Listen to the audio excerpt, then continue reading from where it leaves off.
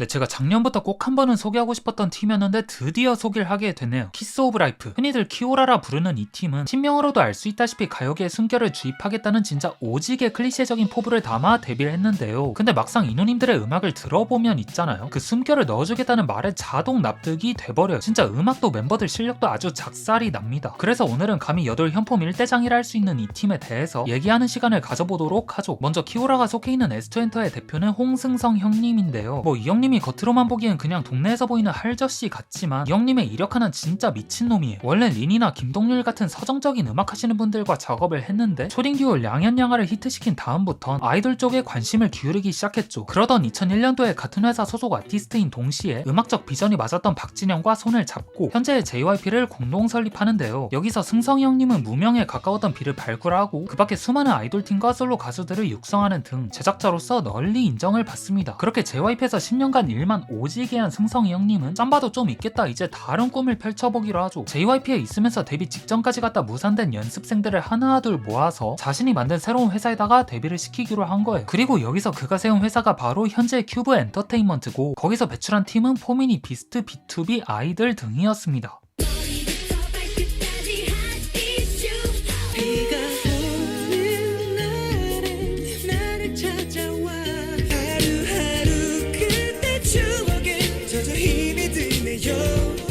그렇게 중소기업에 미친 반란을 보여준 승성이 형님은 13년도에 갑작스런 루게릭병 진단을 받게 돼요. 이게 처음엔 증세가 괜찮았는데 나중 갈수록 악화돼서 회복을 위해 업무에서 살짝 손을 뗐다고 해요. 근데 승성이 형님이 경영진에서 한 발 물러서자마자 이 권력에 눈독 들이던 파트너 한 명이 바로 돌변해버려가지고 내분을 일으켰죠. 그렇게 일이 몇 년째 지속되고 반복되니까 어떻게 됐겠어요. 회사 분위기 실적이 다 개박살 났죠. 이에 승성이 형님은 진짜 개빡쳐가지고 자기 손으로 만든 큐브를 12년 만에 나오기로 합니다. 그러고선 5개월이란 짧은 시간에 또 다른 기획사를 설립했는데 그것이 바로 현재 이끌고 있는 S2 엔터테인먼트예요. 이제 승성이 형님은 시간 지체할 거 없이 곧바로 걸그룹 제작에 들어갔는데요. 30년간의 어깨 노하우와 다수의 1티어 그룹을 제작한 경험과 21시즌의 글로벌 시장을 주도하겠다는 미친 자신감으로 핫이슈란 팀을 런칭했죠. 그러나 팀은 글로벌 시장은커녕 국내에서 인지도를 쌓는 것조차 성공하지 못했어요. 그래가지고 승성이 형님은 아주 과감한 결단을 내립니다. 팀이 데뷔 1주년을 채 맞이하기도 전에 해체 소식을 알린 거죠. 그러고는 곧장 재정비에 들어갔는데 여기서 말하는 재정비란 어떤 휴식 개념이 아니라 후속 그룹을 최대한 빠른 기간 내에 데뷔시키는 걸 의미했습니다. 중요한 건 여기서부턴 지휘봉이 승성이 형님에서 크리에이티브 디렉터로 전직을 한 이혜인 누님한테 넘어갔단 거예요. 그리고 제가 왜 중요하다 한 건지는 이제부터 잘 아시게 될 겁니다. 이혜인 누님은 괜한 시간 잡아먹을 거 없이 바로 멤버 구성부터 조졌어요. 보통은 한 컨셉을 정한 다음에 그 컨셉에 부합하는 연습생들을 모아다가 팀을 꾸리지만 이 누님은 딱히 그러고 싶지 않았대요. 시간이 촉박해서 그런 것도 있긴 했지만 멤버들의 컨셉이란 틀에 가둘 때보다 각자의 개성이 드러날 때 가장 경쟁력이 있다고 판단을 했거든요. 그래서 그 기준에 맞는 친구들로다가 라인업을 짜기 시작해요. 먼저 솔로로 포텐이 터질랑 말랑 했던 나띠를 데려오고 르세라핌의 언펄기븐에서 작사 작곡을 맡은 벨, 더 블랙레이블 장기 연습생 출신 줄리, 회사 연습생 평가 1위로 뽑힌 하늘까지 해서 1년 조금 넘는 짧은 기간 동안 모든 준비를 마쳤죠. 네, 이렇게 비교적 급하게 만들어졌지만 실력과 개성은 보장돼 키스 오브 라이프의 첫 출격을 팀명과 동일한 앨범 키스 오브 라이프를 통해 알립니다.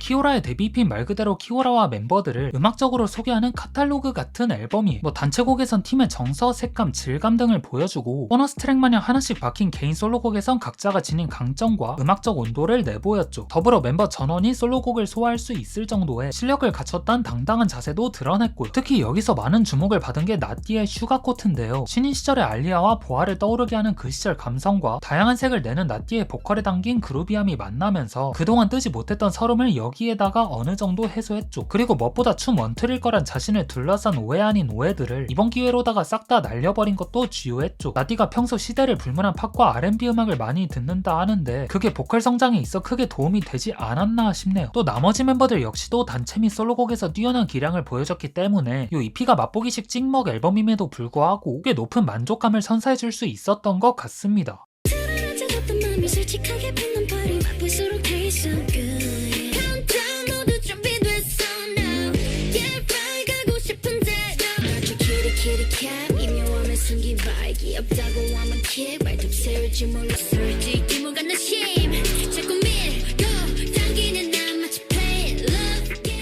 하지만 멤버들은 대중들한테 이보다 더 크고 강렬한 인상을 남기고 싶어 했어요. 슈가코트가 SNS에서 바이럴을 타가지고 팀의 인지도를 높이는 나름의 계기로 작용은 했지만 그렇다고 오지게 떴다고 자부할 정도는 아니었거든요. 그렇게 키오란 자신들의 가장 큰 무기인 음악으로다가 다시 한번 정면 돌파를 시도하기로 하죠. 회사가 마케팅적으로 고중량 고반복식보다는 저중량 고반복식 마케팅에 투자할 형편밖에 안 됐으니까요. 그래서 키오란 데뷔 앨범에서 보인 임팩트를 차기작에다가 그 이상으로 박을 필요가 있었죠. 폭넓은 스펙트럼과 멤버들 간의 쩍 잡힌 밸런스, 그리고 탄탄한 프로덕션까지 이 3박자가 갖춰진 앨범 단위 작업물로 말이에요. 근데 그게 4개월 만에 정말로 이루어졌습니다.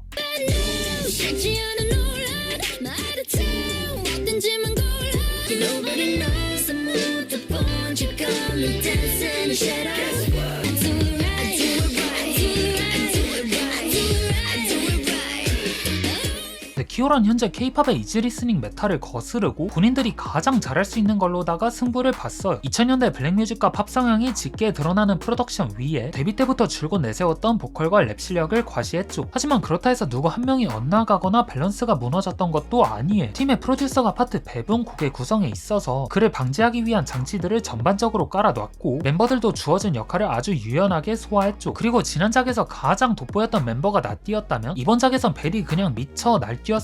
진부한 표현이지만 목소리를 악기처럼 쓴다는 게 정말 벨의 퍼포먼스를 두고 하는 말인 것 마냥 느껴졌죠. 벨이 가운데에서 딱 중심을 잡아주고 나머지 멤버들이 그를 보조하는 느낌으로다가 함께 시너지를 내는 듯한 인상을 줬습니다. 또 뱅어 트랙인 밴뉴스의 후반부에선 냅다 애드리브를 조지고 노바리 노우스에선 뛰어난 완급 조절을 통해 청각적인 쾌감을 선사하면서 트랙의 하이라이트를 안 칼지게 장식했죠.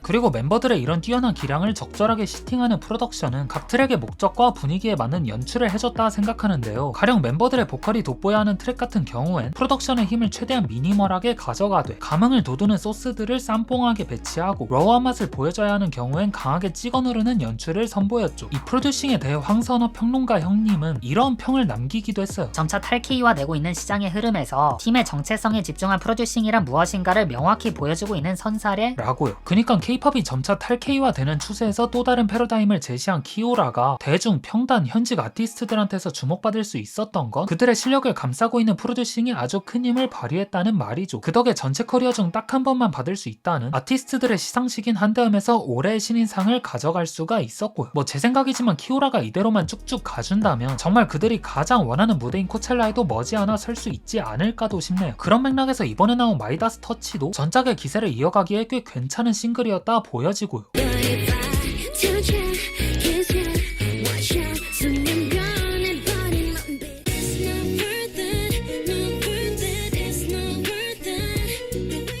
현재의 K-팝씬, 특히나 여자 아이돌 쪽은 팀에 역대급 아이돌 고트가 있거나 대형 기획사가 밀어주는 게 아니고서야 그 사이를 비집고 들어가기가 매우 좁은 시장이에요. 지난해에도 정말 많은 그룹들이 나왔지만 현재까지 숫자로 가시적인 성과를 보여주고 있는 팀들은 키오라, 베이비몬스터, QWER 정도거든요. 근데 이들 중에서도 거의 제로 베이스에서 시작한 키오라가 활동 초창기부터 많은 주목을 받을 수 있던 건 앞에서 주구장창 말했던 실력밖에 없다 봐요. 그리고 원래 이 정도로 잘한다는 팀에는 비주얼 멤버나 랩 파트 멤버가 구멍인 게 꽤나 보편적이고 아니면 음악이 좀 딸리거나 해야 하는데 여긴 그런 마이너스 요소가 보이질 않아요. 현재까진 다 좋습니다. 그래서 이런 점을 미뤄봤을 때 앞으로 좋은 작업물만 꾸준히 낸다면 지금보다 훨씬 높은 자리에 있는 팀이 되지 않을까 하는 그런 예상을 해봅니다.